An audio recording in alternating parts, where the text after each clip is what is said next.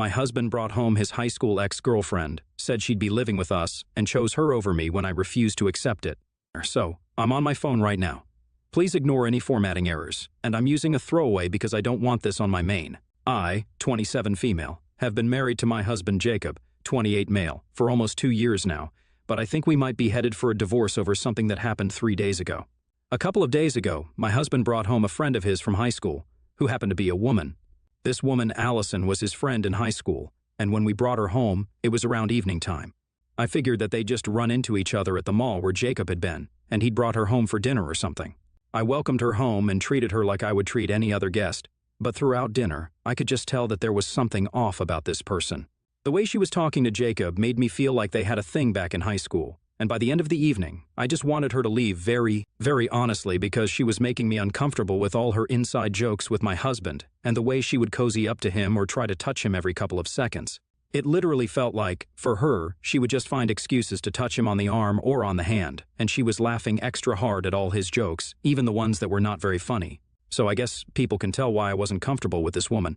After dessert was served, I figured that she would leave soon. I tried to be as pleasant as possible despite how uncomfortable I was, but 2 hours passed, and at around 10, when she still hadn't left, I pulled Jacob into a corner and asked him what the hell was going on because this was weird since she just wasn't leaving. Only when I asked did Jacob tell me that he had actually invited her home because she had been evicted from her house. She hadn't paid rent for the past 4 months.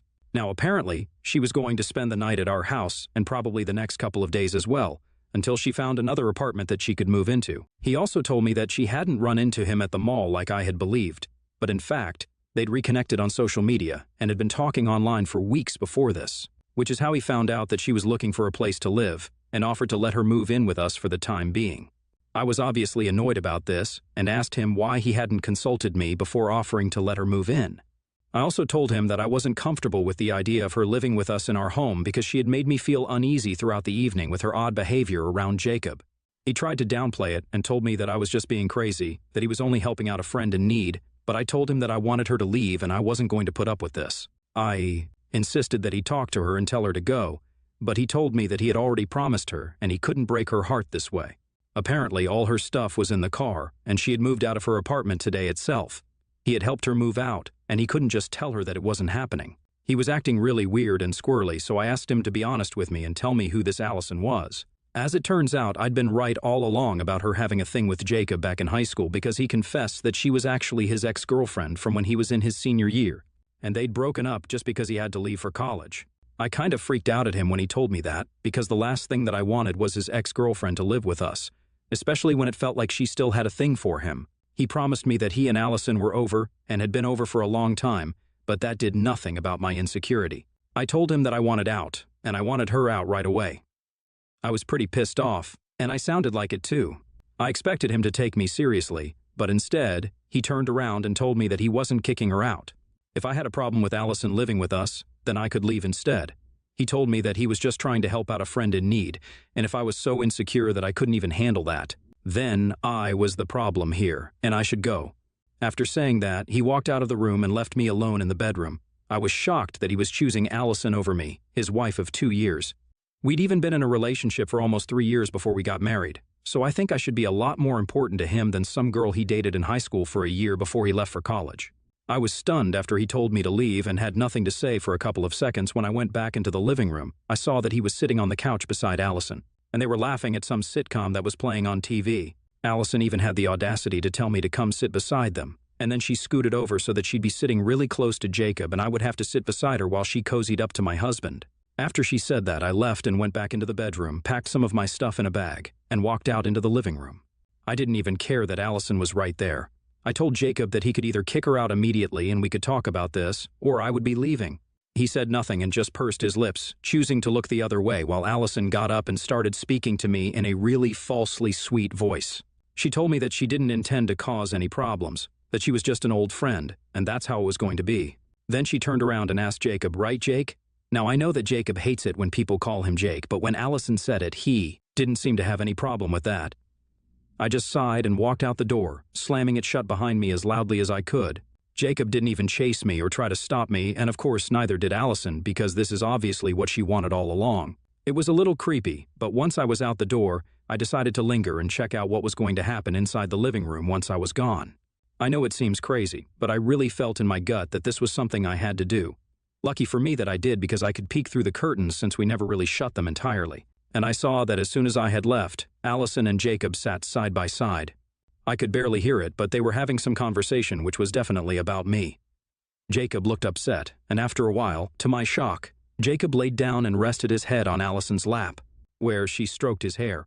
I was furious when I saw that, and in the heat of the moment, I decided to take out my phone and click a picture of the two of them in that position. They couldn't see me, but I could see them, and I made sure that I got an angle where both their faces would be visible in the picture. When I was done clicking the picture, I decided I didn't need to stick around anymore and walked all the way to a friend's house. I could have taken my car, but I really didn't want to drive, especially when I was in such a terrible mood. I honestly just wanted to walk and think about what I'd just seen. My blood was boiling, and I felt like I just had to do something to get back at Jacob for what he was doing to me. So, before I knocked on my friend's door, I decided to go online and post the pictures that I'd taken with a caption that just said cheater and nothing else. After I was done posting, I knocked on my friend's door, and she let me in. She just checked her social media, and she asked me what the heck my post was about as soon as she saw me. Once I entered the living room, I explained the story to her once I was sitting on the couch, and she told me that I'd gone a little too far in dealing with this because already the comments were full of hate towards Allison and Jacob. She told me that while she agreed that Jacob needed to be called out, posting a personal picture of them that was so intimate was probably not the best way to go about the situation. And I could also get into legal trouble for it if it actually came down to that. I heard her out, and it actually made a lot of sense what she was saying, so I decided to go ahead and delete the image from my account. But even after I took down the post, several people continued to text me to put it back up because they thought that that was exactly what Jacob deserved. I was touched that so many people were on my side. But I got a harsh reality check when my friend told me that they really didn't care about my marriage or my relationship with Jacob. They only cared about the gossip that they were going to get out of this. So I needed to stay out of the drama and ignore the people who were texting me because they only cared about all the drama that was going to come out of this, not about my emotional well-being. She was right, so I decided to turn off my phone for a while and do something to distract myself. It was already pretty late at night when I'd shown up at my friend's place, so after a while, I just went to sleep. When I woke up the next morning, my friend told me that Jacob was waiting for me outside in the living room. He turned up just a couple of minutes before I woke up, and even though my friend had tried to send him back home, he refused to leave without seeing me first. I thought that he was here to apologize, and I was already prepared to turn him down and reject his apology because I wasn't feeling particularly forgiving at the time. But when I went out into the living room, ready with my speech, I was in for a shock when the first words that came out of Jacob's mouth weren't, "I'm sorry, but are you insane? And what the heck were you even thinking?" I knew that he must be pissed about my post the previous night, but he seemed more than pissed off. He seemed hysterical and very upset. It all finally made sense when he told me that someone had sent that picture to his parents, and now they were refusing to speak to him, which was bad for him because he had been planning to quit his job and start his own business. He needed his father's money for that and wanted his dad to come on board as an investor, but now his father wasn't even speaking to him, and neither was his mother responding to any of his calls or texts. He told me that his parents hadn't even given him an explanation as to why they had blocked him, but he knew that my post had everything to do with it because it happened only after I put up that picture of him with Allison. Now, he wanted me to talk to his parents and tell them that it was just a prank or something to make them speak to him again because I wasn't going to let my stupid mistake mess with his future. I probably would have apologized to him had he not demanded that I speak to his parents and make everything all right again because honestly, after what he'd done the previous night, I didn't think he was in any position to make demands like that. It really pissed me off how entitled he was acting, so I told him that he deserved this because he'd been cheating on me. To that, he said that Allison was literally nothing but just a friend, and I was reading too much into this. He then accused me of being insecure, jealous, and toxic, and even told me that after I left, Allison had been comforting him, which is why he had rested his head on her lap. And that was it. They hadn't done anything funny together after I left because that's just not him. I told him that I didn't trust him and I didn't believe a single word that was coming out of his mouth. I told him that he needed to leave because I had no interest in carrying on this argument and wasting my day. As far as I was concerned, he'd been emotionally involved, at the very least with Allison, and I couldn't take that. I saw it with my own two eyes, and there was just no covering it up anymore. Even if I ignore the fact that he had rested his head on her lap and somehow put that image out of my head, I wouldn't be able to forget that he had chosen to let her stay with us even after I told him that I was uncomfortable with that idea, and had even given him an ultimatum to pick between us and he picked Allison. I wasn't fine with that, and I don't think any other woman in my position could have ever been okay with something like that. I told him to leave, and he did leave, but not before telling me that this wasn't over, which sounded like a threat, and I'm guessing that it was. But so far, he hasn't done anything apart from texting me relentlessly, telling me to talk to his parents and fix this.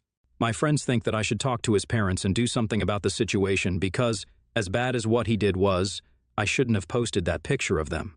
Even if I wanted to expose them for what they were doing, I should have just made a post or something, but I posted a photograph, which really didn't seem okay with her and felt like an invasion of their privacy. I feel like she's right about this, but honestly, I can't just forget about what Jacob did to me. I'm pretty sure that Allison is still living with him, and my blood boils when I even think of the two of them in that house. My house. I feel like I should do something, but I really don't think he deserves my sympathy. AATA for posting a picture of my husband with his head in his high school ex's lap after he picked her over me.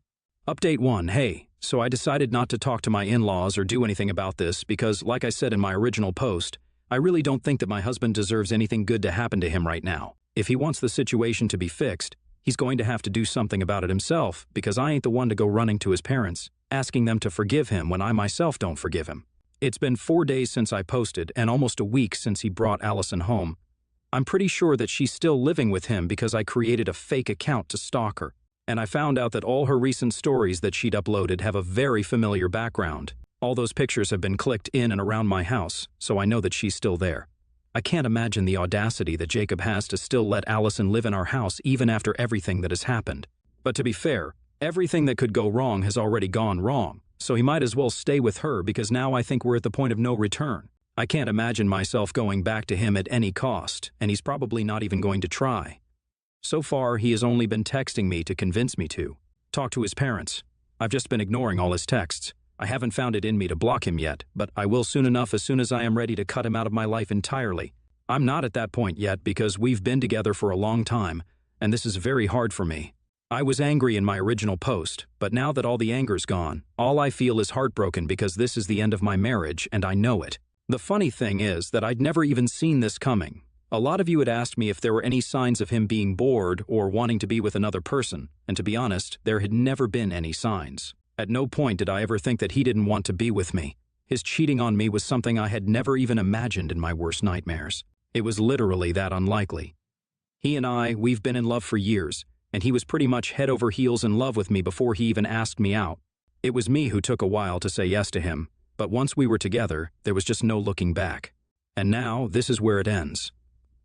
I really never could have seen this coming, so to say that I'm shattered wouldn't be enough to explain how I really feel about my marriage ending like this. My friends have been very supportive, and so have my parents, and I am grateful for that. I just hope that I'm able to stay strong through the divorce as well. I've already filed for divorce. It's been a day since then, and I've got to say I don't feel as relieved and confident as I thought I would. All I feel is stressed out and worried about what is going to happen.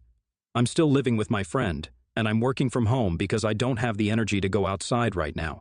Update 2. Jacob was served with the divorce papers today. He called me to ask me if I was serious about this, and I said yes. Then he started screaming at me on the phone. I had to take it away from my ear because he was being so loud. He told me that I was taking this too far and tried to convince me that there was nothing going on between him and Allison. So I asked him if he was still letting her live in our home. He hesitated a little, but then he confessed that he had indeed been living with Allison ever since I left. He told me that she had been his emotional support apparently after I stormed out, and I couldn't help but laugh when he said that. I pointed out the irony in what he was saying because, had it not been for Allison and their weird little friendship, then he probably never would have needed any emotional support in the first place. He got very upset when I said that, and told me that Allison always spoke very highly of me, so it was disappointing for him to hear me treat her like a competition instead of a friend.